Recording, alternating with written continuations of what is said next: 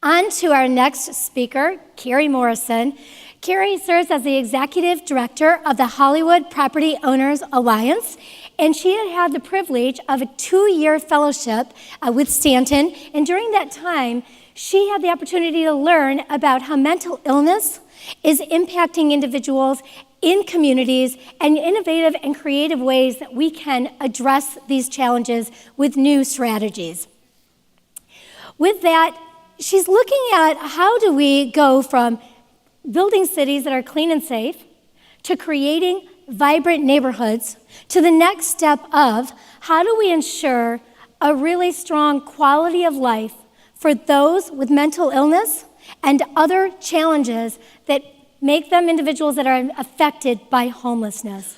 This is something I know that we're all dealing with, so I'm excited to hear about these innovative approaches and really help look at how we as organizations take that next step into really helping find the solutions that will change people's lives. Please welcome Kerry.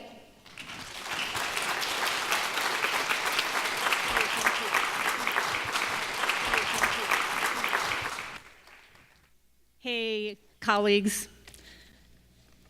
In about 90 days, I am going to take leave of a job that I have held for the last 22 years. I'm going to hand over the keys to the front door of the Hollywood Entertainment District to a successor, as yet unnamed. The job is still open. Where am I going to go? I'm going to take a little bit of a Sabbath, about 60 days to decompress, and in that time, I'm going to go to Italy, and I'm going to spend about 30 days embedded in a community mental health center in Trieste, Italy. This is a city about 15 miles south of the Slovenian border, where I've had the opportunity to visit in the last 2 years. Why am I doing this? You know, after all the progress that we've made in our downtowns, considerable progress in Los Angeles and Hollywood, I told my board 3 months ago when I announced my departure that I could not reconcile the juxtaposition of cranes in the air symbolizing progress. You know, the Academy Awards have come back, we have Viacom and Netflix, thousands of apartments have been built, boutique hotels. You look up to the cranes, but every day on the street, what we see in Hollywood are barefoot, disheveled people suffering from mental illness wandering our sidewalks. Arguably, this is one of the most important issues for our downtowns in the future, just as much as placemaking or retail recruitment, and I intend to enter this space. So, homelessness. This kind of represents the label that is applied to what is arguably a very complicated issue in America today. I would argue that this label is too limiting because of what we know are the dimensions of what actually constitutes homelessness in America today. All the different people who are the cohorts who represent kind of under the umbrella of this label, we know that the way you enter a state of homelessness is complicated and the way you're going to leave is complicated. And you know, for people like those adorable law students in Berkeley who would like to think that the label is this simplified, or the Washington Post reporter who wrote the article that you may have seen yesterday, when you think it's a one-size-fits-all for something this limiting, you lose the multidimensionality of arguably one of the most complicated issues, social issues in America today. So I want to encourage all of you, when you think about impacting this issue in your downtown, you're going to have to engage hearts because the minds will follow. You're going to have to be in coalition with others. You cannot do this alone. If you're not in a coalition, join it. If a coalition is struggling, lead it. If there is no coalition, form it. And finally, we need to speak truth with authority because we are players in this issue. Why? Because we manage downtowns where these people are living on our streets, and we do care, contrary to what some might assert. So, how did I get here? 22 years ago, I came to my first IDA conference. It was in New York City. It was in Times Square. I was brand new. I had no clue how to manage a bid. So, of course, I was at all those basic sessions about clean and safe. And I was transfixed by the best trash can to get and pole banners and security ambassadors. And there was no discussion about homelessness back then, as many of you may recall. And then things started to shift about 15 years ago, in Los Angeles at least.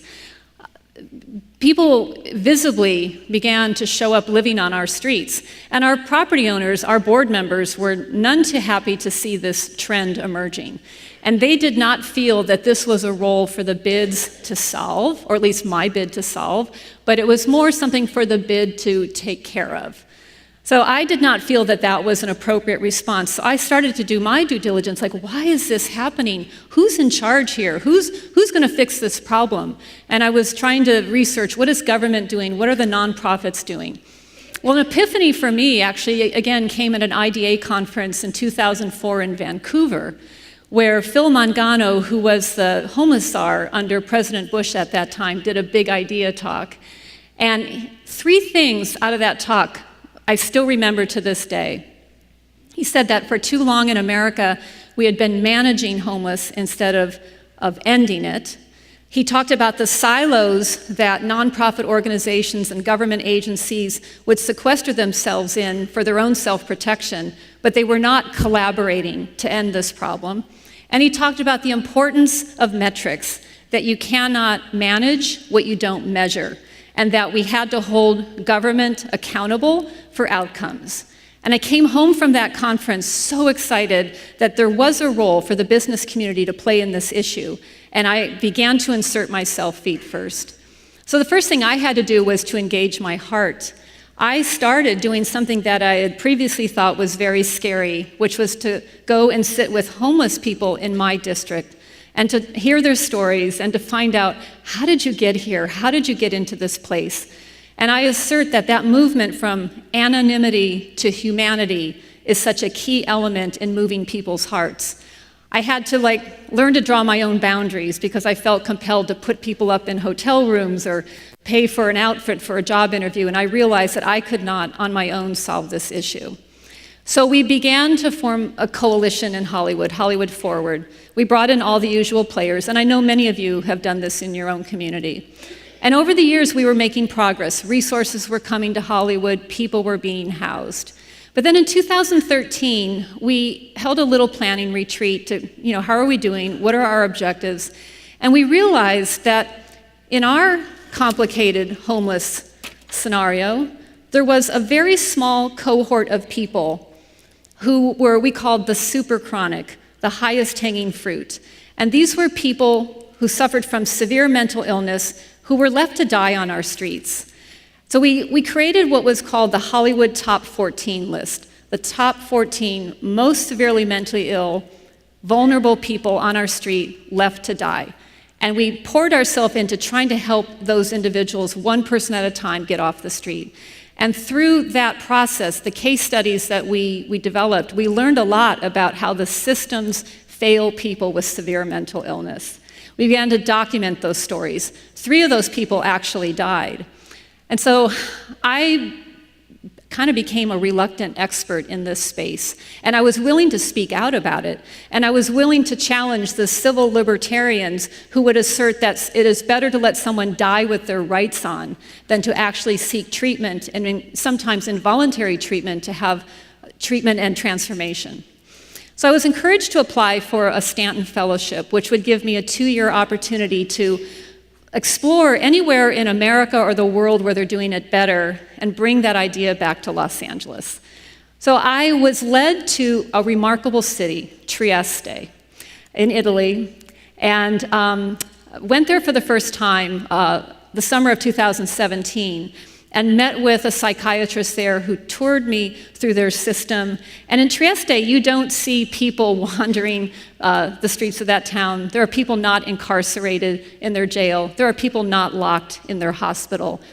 It is a model based on social recovery and community. When they closed their mental hospital in the late 1970s, they did something we didn't do in America. They built a community system of care to integrate people back into the community. They believe that all people, have a right to have a purpose in life, to have a job, to have something to do, someone to love. And it's interesting, in Trieste, if there's a mental health crisis, the police are not the first responders. It is the psychiatrist who will come out from the community mental health clinic. What a concept, reducing trauma and caring for people. I was so depressed when I was there. I actually started crying in this interview I had with a psychiatrist, and he said, what is wrong? And I said, the chasm between how people are treated in Trieste and how people are treated in America is so wide, I can't even imagine how we're going to bring this. It's impossible. I came home from that trip, and there was an announcement of an international conference in Trieste last November, so less than a year ago. And I had money left in my travel budget because I had not gone anywhere.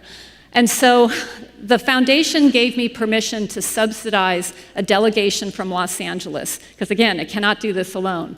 So I invited 12 people, the head of our county Department of Mental Health, our mental health judge, the LAPD, LA County Jail, where there are 5,000 inmates with mental illness locked in there, the sheriffs, the district attorney, NAMI, social service providers, etc. A delegation of us went to Trieste, and we spent a week there. And when you're there and you see how people are treated with dignity and respect and love, you cannot shake it. So our whole group, including the head of our DMH, said, now that we've seen this, we cannot come back to Los Angeles and allow the status quo to reign. So our group has continued to meet for the last year, and we're looking at applying for an innovations grant to try to do a prototype in Los Angeles, possibly in Hollywood, where we would take these guiding principles in kind of a controlled biosphere and try to show what's possible. So I want to be a part of that. I don't have a job yet. I've quit my job. I'm hoping,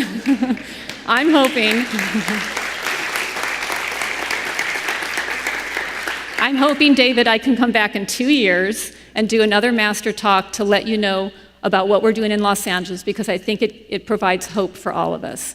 So I encourage you, as leaders of your downtowns, as you look at this issue, which is enormously important and complicated in our country today, find the part that moves you or that grabs your heart or is important to your district and take ownership of it. Engage the hearts and minds of those who will help you, be in coalition, and speak truth with authority, because our voice matters. Thank you.